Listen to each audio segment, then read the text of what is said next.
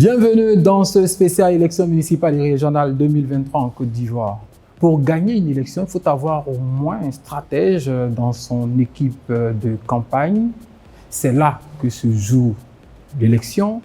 La personnalité que nous recevons aujourd'hui ne nous dira pas le contraire. Il est docteur en histoire, enseignant-chercheur à l'université Félix Houphouët-Boigny d'Abidjan au département Histoire. Il est aussi spécialiste pour les questions de relations internationales et d'histoire militaire. Docteur Arthur Banga, c'est de lui qu'il s'agit, est aussi sur le marché ivoirien l'un des analystes politiques les plus pertinents. Docteur, bonjour. Bonjour. Et merci d'avoir accepté notre invitation. C'est un plaisir, c'est un plaisir. On va aller tout de suite. Vous savez qu'on est à la période électorale. Quels sont les enjeux de ce scrutin? D'abord, pour les partis politiques, surtout les principaux, c'est une façon déjà de répéter.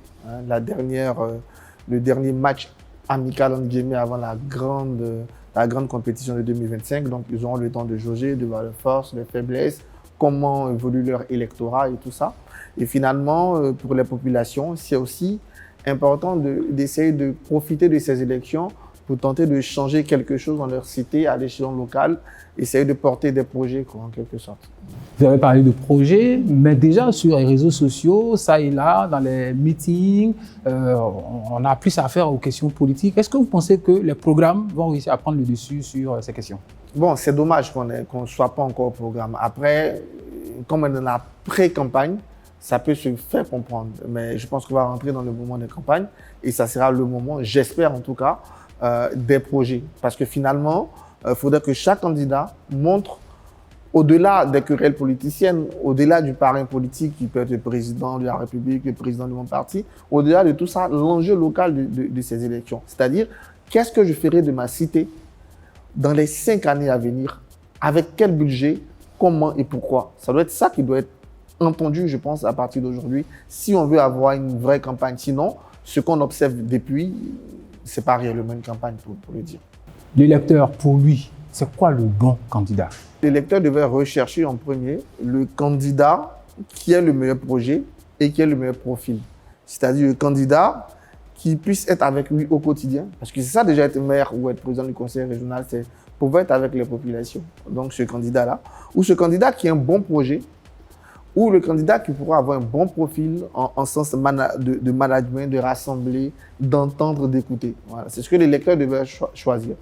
Malheureusement, les électeurs aujourd'hui entendent soit des mots d'ordre politique, soit jugent très peu le projet, mais jugent... Il y a une expression qui me gêne un peu, c'est qu'est-ce qu'il a fait pour nous? C'est qu'il laisse la place aux plus nantis, même s'ils n'ont pas les meilleures idées, même s'ils n'ont pas la meilleure façon de manager. Sur la convergence des attentes des populations à l'est, à l'ouest, au nord, au sud, est-ce qu'aujourd'hui on peut dire qu'il y a des points clés sur lesquels on s'accorde? Ouais. Qu'on soit maire à Tout-le-Pleu, à Gagnoa? Je pense qu'aujourd'hui déjà, les gens veulent vivre dans un environnement sain. Ça, c'est la moindre des choses qu'on attend. Les gens espèrent des infrastructures. Les gens espèrent que les collectivités territoriales prennent toute leur place dans l'éducation, dans la santé. Donc, quel type d'infrastructure ces collectivités territoriales pourront apporter. Et je pense que les gens devraient être plus exigeants sur les projets. Regarder franchement qui veut transformer l'environnement et par quels moyens. Il y a également la question des candidats indépendants. De plus en plus, ça revient à chaque fois que... on se retrouve pour ce type de scrutin. Est-ce qu'ils ont une place? Il y a des indépendants qui ont espéré être choisis par le parti politique et qui ne l'ont pas été. Et dans la déception, pensent avoir quand même avec eux le terrain, puisque le candidat officiel, et donc ils décident d'être indépendants. De l'autre côté, il y a des gens qui construisent leur candidature sur le fait d'être indépendants. Depuis des mois ou même des années, ils se préparent à être indépendants. Tout simplement parce que justement, dans ce genre de scrutins locaux, avec des enjeux locaux, où la proximité avec la population, le programme que tu proposes aux gens au quotidien compte, c'est l'espace pour les indépendants, plus que jamais. Et donc, on a beaucoup plus de chances d'avoir un succès en tant qu'indépendant dans une élection à enjeux locaux, plus qu'une élection à enjeux nationaux. Donc, c'est normal qu'il y ait beaucoup plus d'indépendants sur ce genre de scrutin. On va aller sur un autre chapitre, c'est la question de la commission électorale indépendante. On sait que depuis 2010, bientôt, tous les acteurs sont désormais engagés dans le processus. Est-ce que la commission électorale réussira à relever le défi? On l'espère. Normalement, elle doit maintenant pouvoir le faire, puisqu'elle n'est plus à sa première élection. Elle a fait au moins la présidentielle, hein, les municipales de 2018, les législatives. Donc, je pense que la commission électorale, c'est en marchant on améliore sa démarche. Et je pense qu'elle a pu améliorer sa démarche.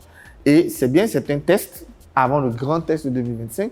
Le plus important, c'est qu'elle puisse tirer les meilleures leçons, d'abord de réussir ce test et tirer les meilleures leçons pour préparer la vraie compétition de 2025. À côté de ça, on a aussi la question de la participation des femmes. On sait que vous êtes intraitable sur la question du quota, sur comment trouver des formules pour emmener plus de femmes sur le champ politique. À ce niveau, votre regard? La CEI a su alterner parce que je craignais une chose, c'est que les gens mettent les femmes en queue de liste, ce qui n'allait pas permettre aux femmes de siéger, mais elle a su alterner, imposer un ordre qui tient avec les femmes. Donc c'est très bien ce que la Commission électorale indépendante a instauré avec ce quota des femmes. Je pense que c'est une très bonne loi qui va amener à plus de participation des femmes à la vie politique en Côte d'Ivoire. On reste aussi toujours avec la Commission électorale. Cette fois-ci, c'est sur le défi de la participation des électeurs. Il n'y a pas le même engouement avec la présidentielle, mais le quota politique est là. Hein. En général, les élections locales ne pèsent pas autant que la présidentielle. Mais on pourra voir, je pense qu'on aura une meilleure participation.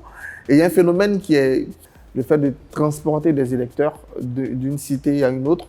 Bon, c'est vraiment à condamner. J'espère que la CEI va trouver la formule pour nous éviter cette transhumance électorale-là. Mais je pense qu'on aura une meilleure participation, même si, comme je le dis d'habitude, toujours les élections locales attirent moins que les élections nationales. Cette année, les élections sont couplées. Est-ce que ça ne résout pas aussi le problème de double candidature? Dans une certaine mesure, oui. Dans une certaine mesure, oui, mais ce n'est pas suffisant. Je pense que si on veut protéger, si on veut avoir l'exclusivité de certaines fonctions, il faut légiférer là-dessus. Il faut juste écrire clairement que être maire est exclusif ou être maire ne peut pas se faire, par exemple, des maires de villes de plus de 200 000 personnes, 300 000 personnes, ça doit être exclusif. Voilà, mais quand on est maire, ministre, président, ça fait compliqué. À quel moment on est si proche de ces populations. Politique, élection, stratégie, tout va ensemble. On a entendu parler d'alliance, que ce soit pour le parti au pouvoir, pour l'opposition. Votre regard? On est sur des alliances électoralistes, pas plus. Et c'est un peu moi ce qui me gêne d'un point de vue de la vision, d'un point de vue de la construction d'une démocratie. Ça peut paraître dommageable, mais bon, c'est le choix que nos partis politiques ont fait de s'allier pour gagner juste la prochaine élection. C'est un choix très politicien, mais c'est un choix quand même. Et quand vous regardez aujourd'hui, est-ce que vous pensez que le RHDP peut sortir grand vainqueur de cette élection? Je pense que le RHDP sera le grand vainqueur de Qu'est-ce qu'ils font D'abord, les candidats RHDP ont beaucoup plus de moyens que les autres.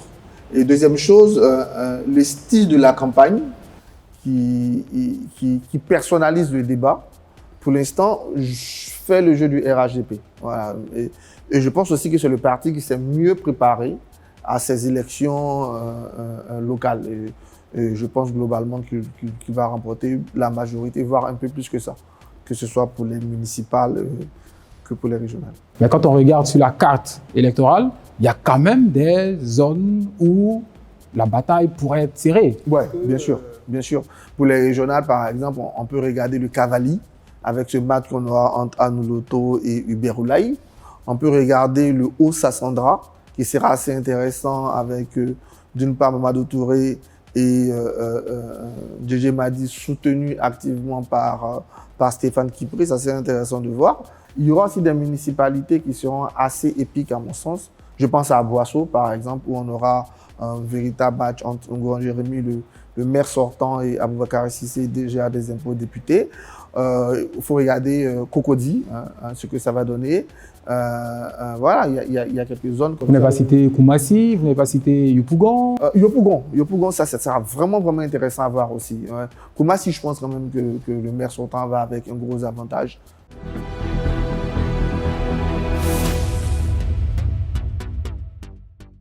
Si vous venez de nous prendre en marche, retenez que nous sommes sur votre programme spécial élections municipales et régionales 2023 en Côte d'Ivoire. Et nous sommes avec Dr Arthur Banga. Il est analyste politique. Avec lui, nous sommes en train de décrypter l'actualité de ces derniers jours, notamment les élections municipales et régionales.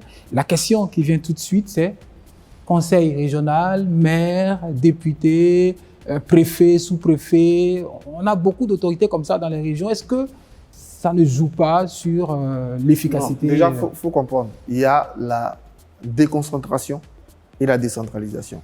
La déconcentration, l'État conserve son pouvoir avec un représentant. C'est le cas des préfets, des sous-préfets. Voilà. Et la décentralisation, l'État décide de confier une partie de ses prérogatives aux collectivités territoriales. Ça, c'est le maire, le conseil régional. Et théoriquement, les deux ont des répartitions précises. On prend le cas de l'éducation. Le maire, théoriquement, s'occupe des écoles primaires et le conseil régional des collèges et lycées. Voilà, il y a des partages comme ça. N'oublions pas aussi que la Côte d'Ivoire n'est pas entièrement communalisée. Donc, il y a des localités qui n'appartiennent pas à des communes, donc qui ont pour seule source de collectivité territoriale les régions. Le député, c'est tout autre chose. C'est le législatif, c'est celui qui va voter les lois au nom de sa circonscription. Voilà. Après, on a créé des personnages et ministre-gouverneur. Moi, je ne sais pas trop où les situer. Parce que personnellement, je ne trouve pas son importance de taille. Je pense que c'est quelque chose qu'on va très vite suspendre. C'est mon avis.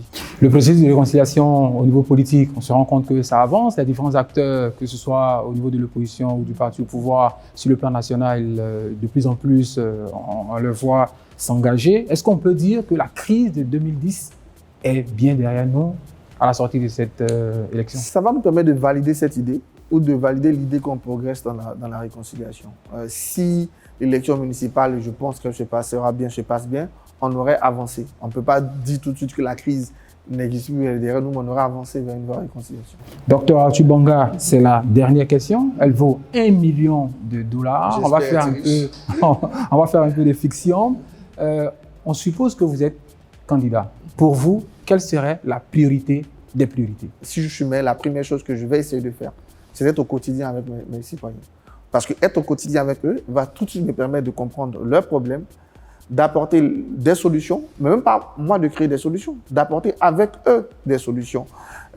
Néanmoins, je pense que l'environnement, les questions de salubrité, parce que tout de suite, quand nous tous, on pense aux maires quand on voit des poubelles. Voilà. Donc déjà, l'environnement.